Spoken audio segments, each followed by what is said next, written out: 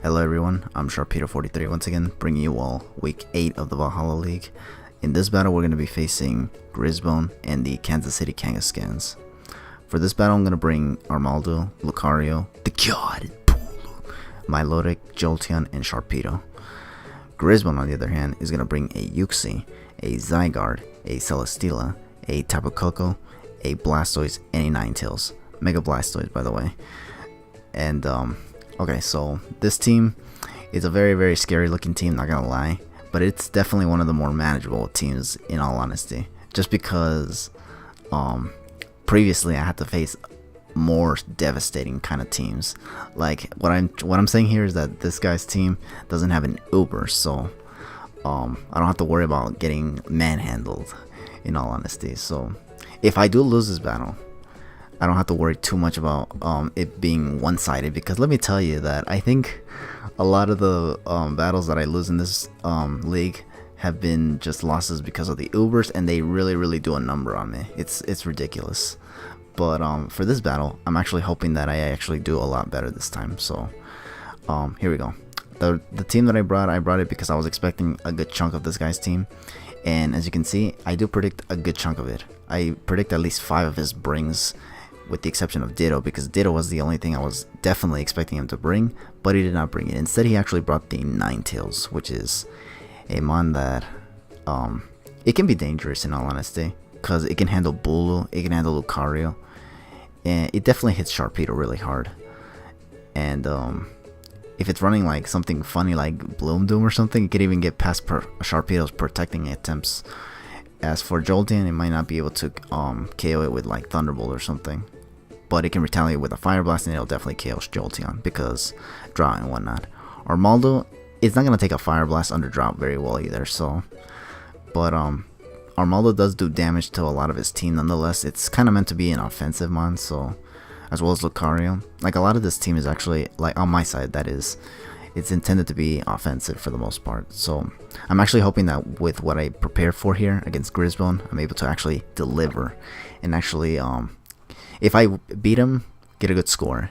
If I lose, make sure it's not as one-sided as it can be. Let's be real here, because that Zygarde can set up and that can be the whole game in all honesty. But anyways, here we go. This is gonna be the battle. He's gonna lead off with Uxie, and I'm gonna lead off with Armaldo here. The reason why I led with Armaldo was because I was afraid of this Uxie lead. Because, yeah, I was definitely anticipating an attempt at Stealth Rocking. And after Stealth Rocks, I was also anticipating an attempt at Screens, whether it be Reflect or Light Screen. Either way, I wanted to get as much damage as I could with this Uxie, so that if it comes back later, it doesn't just come to set up rocks again. So, yeah. I go for X-Scissor. It's a 2-hit KO, but he's going to definitely switch it out here. Here I decided to go for Stealth Rocks, unfortunately. Like, I say unfortunately because now he's here with Blastoise and he can easily Scald me. I do not want to take a Scald though, so I hard switch into the God, which was risky because if this thing had like Ice Beam or something, it definitely would have done a number on me. Because this is definitely the Mega Blastoise, by the way, as you can see right here. It's Mega Evolving into Mega Blastoise because this is Grizzbone's Mega here. So even though, once again, in this league, the Valhalla League, he could run regular Blastoise if he wanted to. And damn, I just bashed my table. But yeah, he could use the regular form if he wanted to, but he still opted with the Mega, and I was definitely anticipating the Mega because the Mega has a lot of power. It's bulkier too, so there's almost no reason to not run it. So here, he actually predicts my switch into Bulu in a way, and actually goes for Toxic. I think it's a middle ground play, because if I didn't switch into Bulu, he could have definitely poisoned anything on my team, because I don't think anything on my team other than Crobat is immune to it, which I didn't bring in this battle, so yeah. Here I go for Leech Seed because I definitely was anticipating him to switch. I didn't know into what though, so I just went for the Leech Seed, which was my middle ground play. So here, the good thing about this Bulu, the good thing about Celesteela coming in is that now I get free Leech Seed, and I get a good amount of recovery right now. I do have to take 2 rounds of poison though, but this is exactly where I switch out. I think here I decide to go into Milotic. Reason why is because this Celesteela, it doesn't really do much aside from Giga Drain and maybe even Thunderbolt, but I didn't think he'd carry it in all honesty. I was hoping he wouldn't carry it. In fact, I sent out Milotic because I didn't think he'd go for it right now if he did have those moves, and I wanted to see if he can, like, I wanted to scout for it basically. So my attempts were to be Thunderbolt or Recover here, if he were to go for that. But I think here, because I'm actually very healthy with his Milotic, I think what I end up trying to do here is just go for the Scald. I don't remember. Oh no, I end up switching out here and going back into Jolteon, because I think I did anticipate him to want to switch out. If not switch out, then maybe go into something else like oh yeah, I actually anticipated him to go for the Blastoise switch in, because Milotic can do damage to the Celesteela even if it's not like the offensive one or something, and I can do damage and I can get the burn with Scald, and I think he knows that, so he switched in Blastoise to take a Scald and take the burn and whatnot, instead of me getting the Toxic on that. But what I ended up doing here was hard switching into Jolteon. I forgot why. I think I was anticipating the Blastoise coming in though. But either way here, I ended up going for Hidden Power Ice because I was anticipating the Zygarde. And I was afraid of this thing having Yache Berry, and I didn't want to have to go for Thunderbolt, then go for Hidden Power Ice, and then the Yache Berry would come. And then it would live, and then it would retaliate with the 1,000 arrows, and I didn't want that, so I definitely went for Hidden Power Ice there. That was risky though, because if he just went for Hydro Pump or Scald, or even Water Pulse, that would have been the end of Jolteon in all honesty. It might not have KO'd it, but after Rocks, I think it would have definitely done it. So, here we go. He goes into this Uxie here. I think here I tried to go for another Hidden Power Ice, obviously, but I went for another one and then another one here, because I figured why not, just in case he tries to switch back in Zygarde or something. But I did take out the Uxie, which is very good, because now I don't have to worry about screens. Unfortunately, I think he did get his rocks up, and I don't think I got rid of them. I think I tried to get rid of them. No, I wasn't able to get rid of them whatsoever, because a lot of his team is actually really offensive. So, here I'm just going to go for Volt Switch. He goes into Ninetales. It takes rocks damage, and then after this Volt Switch, it's going to take a lot more damage. And here I go into Milotic, because I wanted to see if he'd actually predict me to go for Milotic, and he'd go for Solar Beam. But he thankfully doesn't go for it. He actually goes for Flamethrower instead. Now here, after this Flamethrower though, he is going to actually go for the Solar Beam. For some reason here, I actually went for the Mirror Coat. I don't know why I went for Mirror Coat in all honesty, because I could have just definitely taken this thing out with a Scald. Like, even through the drought, because it was definitely weakened, especially after the Life Orb that this thing had.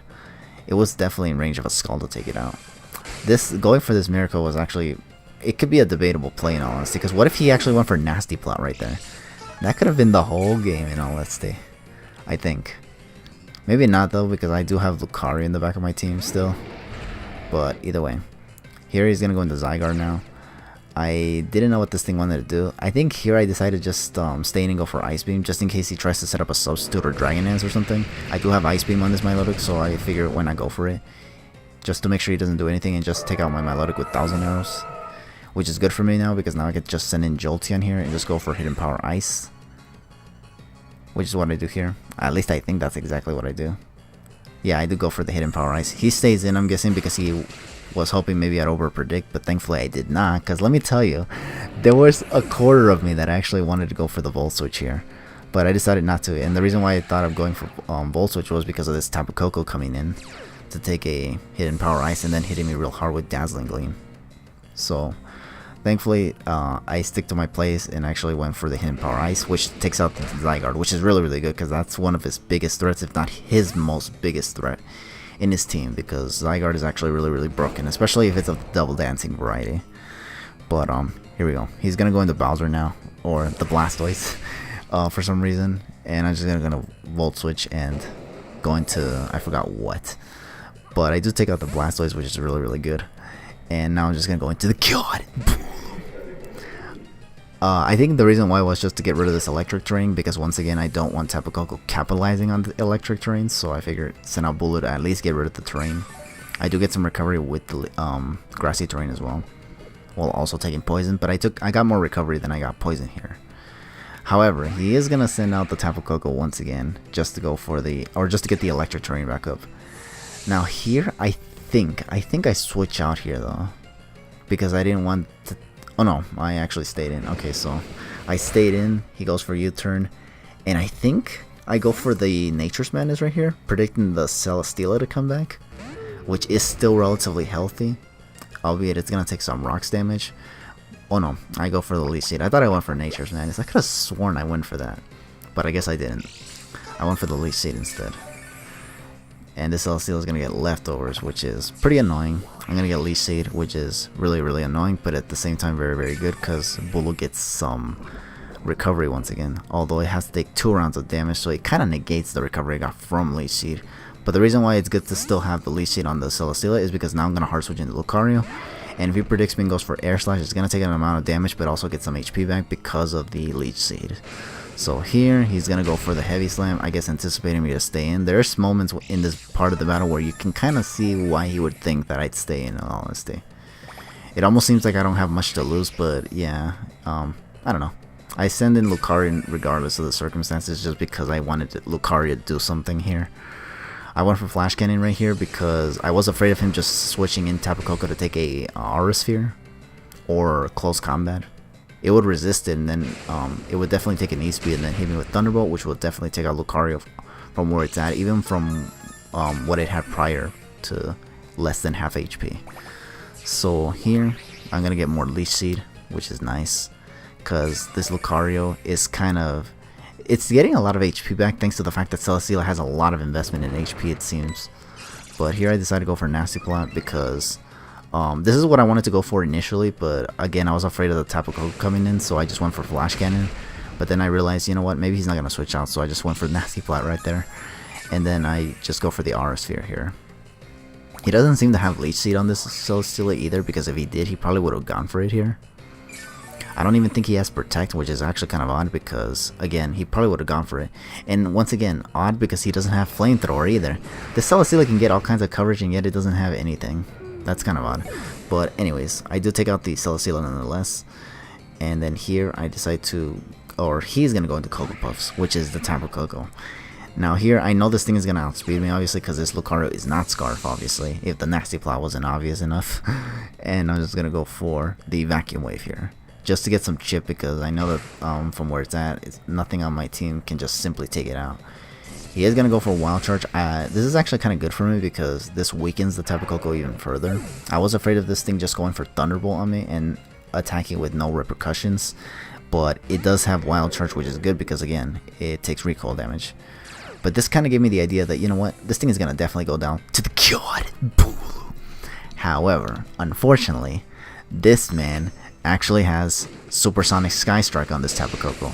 I'm guessing the basis move for Supersonic Sky Strike in this scenario is actually Brave Bird because, fun fact, Tapu Koko actually can get Brave Bird.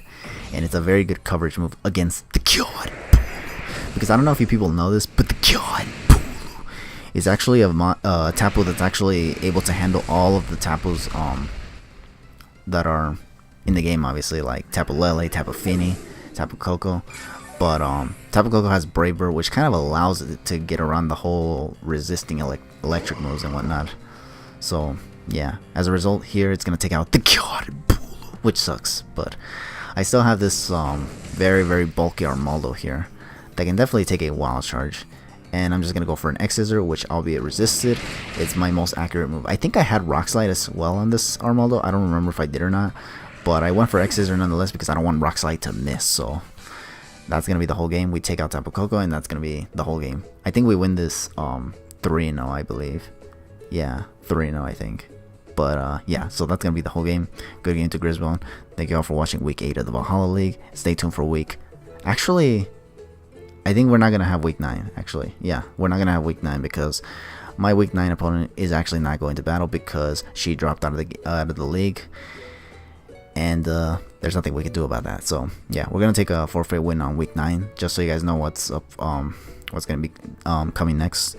We're gonna be doing Week 10 instead because Week 9 is gonna be basically covered with the dropout of my Week 9 opponent. So we basically take another win right there. So after beating Grisbone, we're gonna take another win from the opponent that decided to drop out, and we're gonna be just facing our Week 10 opponent. So until then, I'll catch you guys all next time, but for now, just take it easy.